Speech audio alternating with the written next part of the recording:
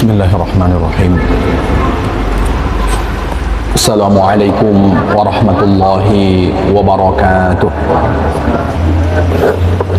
Alhamdulillahillazi nahmaduhu wa nasta'inuhu wa nastaghfiruh wa na'udzu billahi min shururi anfusina wa min sayyiati a'malina may yahdihillahu fala mudilla lahu wa may yudlilhu fala hadiya lahu. Asyhadu an la ilaha illallah wa asyhadu anna Muhammadan abduhu wa rasuluh. Subhanaka la ilma lana illa ma 'allamtana innaka antal alimul hakim. Wa qad qala ta'ala fi kitabihil karim wa huwa asdaqul qailin. A'udzu billahi minasy syaithanir rajim. Bismillahirrahmanirrahim. Wa tazawwadu fa inna khairaz zadit taqwa. Dan berbekallah, sebaik-baik bekal adalah takwa. Maha benar Allah dengan segala firman-Nya. Amma ba'd. Ma'asyiral muslimina wal muslimat, Bapak Ibu jamaah salat fardu zuhur yang dimuliakan oleh Allah Subhanahu wa taala. Bersyukur kita kepada Allah dengan mengucapkan kalimat alhamdulillahi rabbil alamin. Kembali Allah masih menghadirkan pertolongannya kepada kita, sehingga dengan pertolongan tersebut kita bisa melangkahkan kaki, mengayunkan tangan guna memenuhi panggilan Allah. Semoga pertolongan Allah ini senantiasa membersamai kita sampai nanti nyawa terpisah dengan raga. Amin ya rabbal alamin. Bersalawat kita kepada baginda Rasul dengan mengucapkan kalimat Allahumma salli ala sayyidina Muhammad wa ala ali sayyidina Muhammad. Assalamu alayka ya Rasulullah. Seraya berharap semoga kita menjadi bagian dari umat Rasul yang kelak mendapat syafaatnya di padang mahsyar. Allah izinkan kita berkumpul berjumpa dengan beliau kelak di dalam surganya. Amin ya rabbal alamin. Bapak Ibu jamaah yang dimuliakan oleh Allah Subhanahu wa taala, pertemuan sebelumnya kita menyampaikan tentang orang-orang yang awal-awal menghuni surga Allah Subhanahu wa taala. Mereka adalah laki-laki dan perempuan yang banyak mengingat Allah. Lalu kita juga sudah menjelaskan bagaimana zikir yang paling terbaik. Berikutnya kita akan sampaikan ajma'al ulama ala jawazi zikri bil qalbi wal lisan lil muhdisi wal junubi wal haid wan nufasa. Ulama sepakat bahwa bagi orang, mohon maaf, yang sedang dalam keadaan menstruasi, sedang dalam keadaan nifas atau dalam keadaan junub, tetap diperbolehkan untuk berzikir menggunakan lisan dan menggunakan hati. Karena zikir yang terbaik adalah ketika lisan dan hati tidak pecah kongsi di dalam menyebut kalimat-kalimat yang dianjurkan untuk diperbanyak. Misalkan di antara bentuk zikir itu adalah mengucapkan tasbih, mengucapkan tahlil, tahmid dan kemudian yang lainnya. Bahkan Rasulullah SAW juga memperbolehkan untuk berdoa ketika seseorang dalam keadaan junub atau dalam keadaan menstruasi atau kemudian nifas. Akan tetapi yang dilarang adalah qiraatul Quran. Haramun alal junub wal haid wan nufasa. Sengaja bagi orang yang dalam keadaan junub, dalam keadaan menstruasi dan dalam keadaan nifas, lalu kemudian dia sengaja membaca Al-Quran, itu tidak diperbolehkan. Adapun lafaz Al-Quran yang dijadikan zikir, jika dia tidak meniatkan untuk membaca Al-Quran, itu diperbolehkan. Contohnya ketika mendapatkan musibah, dia mengucapkan kalimat inna lillahi wa inna ilaihi raji'un. Meskipun ini adalah ayat Al-Quran, tapi dia niatkan untuk berzikir, itu diperbolehkan.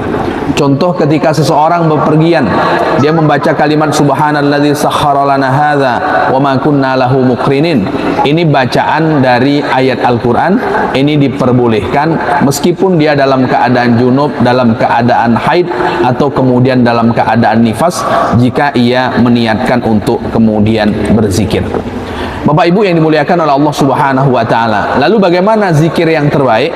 Zikir yang terbaik kata Imam Nawawi ayyam bagi ayyakuna dzakir ala akmalis sifah.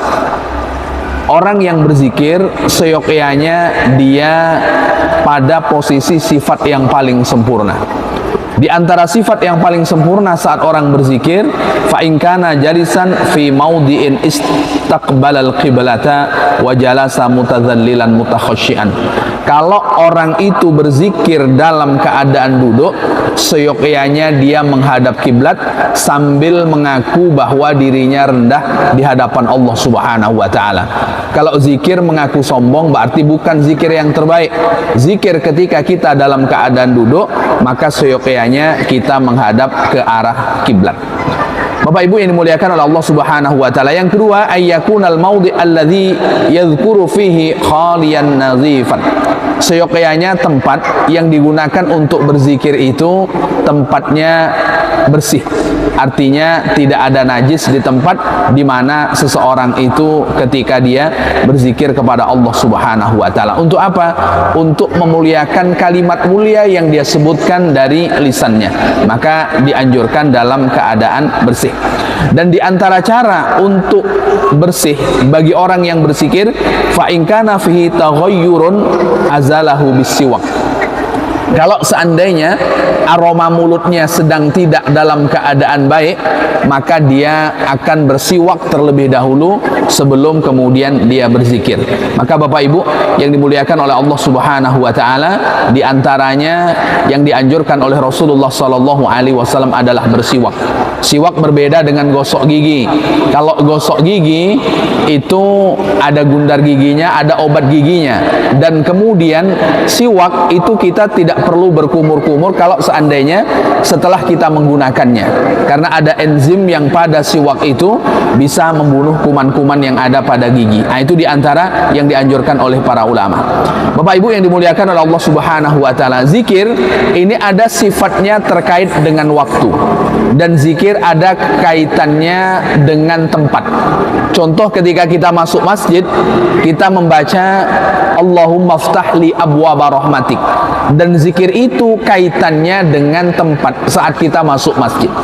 Ada juga zikir itu terkait dengan waktu. Contoh, ketika turun hujan, lalu kemudian kita berdoa kepada Allah Subhanahu wa taala. Saat hujan turun kan ada zikir khususnya. Zikir khusus ketika hujan turun, nah, itu adalah terkait dengan waktu. Jadi terkait dengan waktu tertentu. Maka kita minta kepada Allah Subhanahu wa taala agar Allah mencurahkan hujan yang bermanfaat. Ini terkait dengan waktu.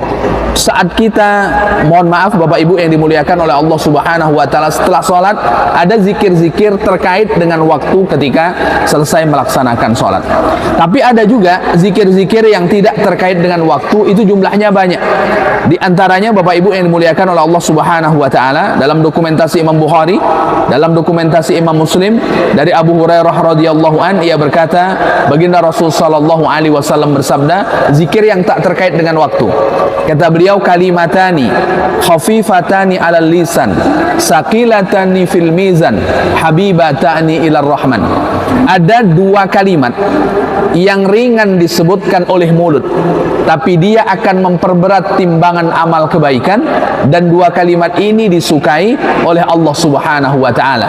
Kalimat itu adalah kalimat tasbih dalam ucapan subhanallahil azim, subhanallah wa bihamdi. Ini tidak terkait dengan waktu.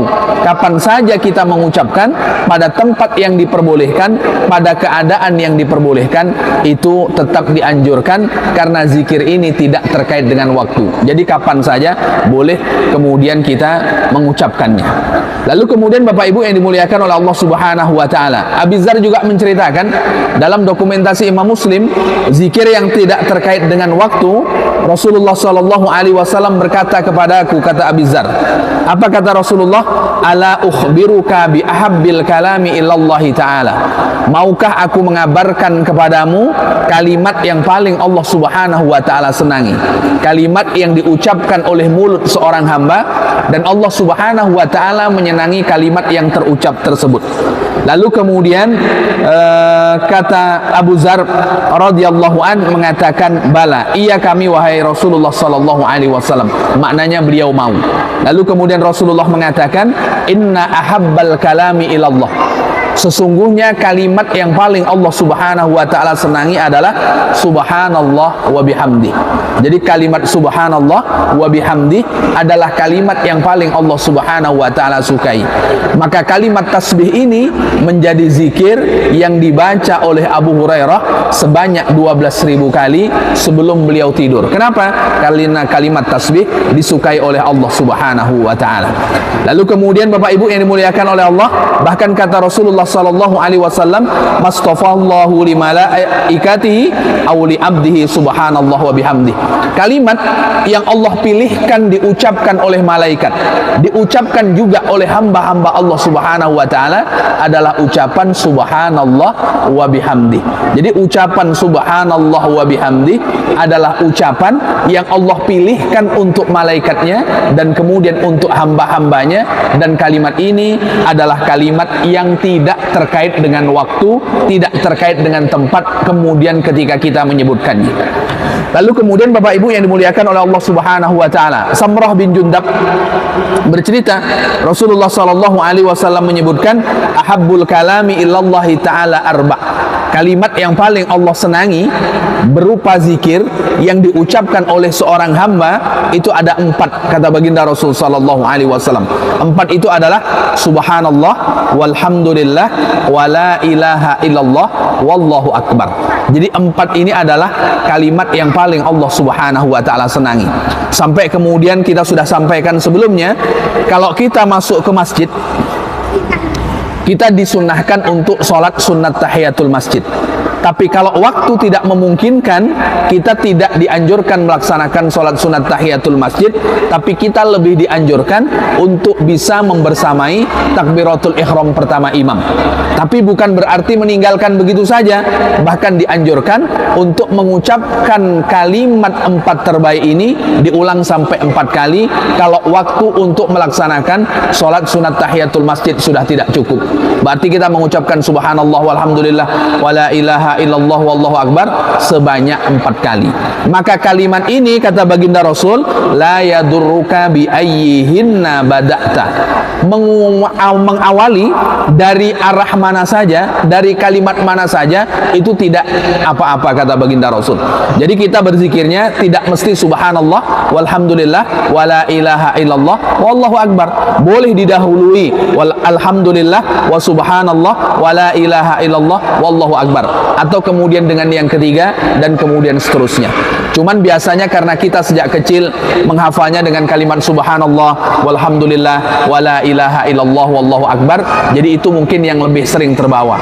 Padahal Rasulullah tidak memberikan keharusan kita mengawalinya dengan tasbih lalu kemudian tahmid, tahlil dan takbir. Dari manapun kita diperbolehkan. Itu diantara kalimat yang disukai oleh Allah Subhanahu wa taala. Sehingga jaminannya kata baginda Rasul sallallahu alaihi wasallam, ucapan tasbih, ucapan tahmid satu di antara amal zikir yang akan memperberat timbangan amal kebaikan kita di sisi Allah Subhanahu wa taala. Semoga kita termasuk orang-orang yang biasa menyebutkan kalimat baik, sehingga kalimat baik itulah yang nanti terucap dari lisan kita saat nyawa terpisah dengan raga.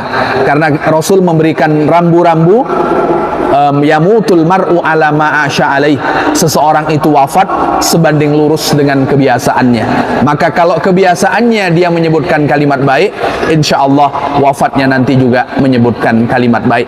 Barangkali itu yang bisa saya sampaikan pada kesempatan siang hari ini. Semoga uraian singkat ini bermanfaat. Tutur kata yang kurang berkenan saya mohon maaf.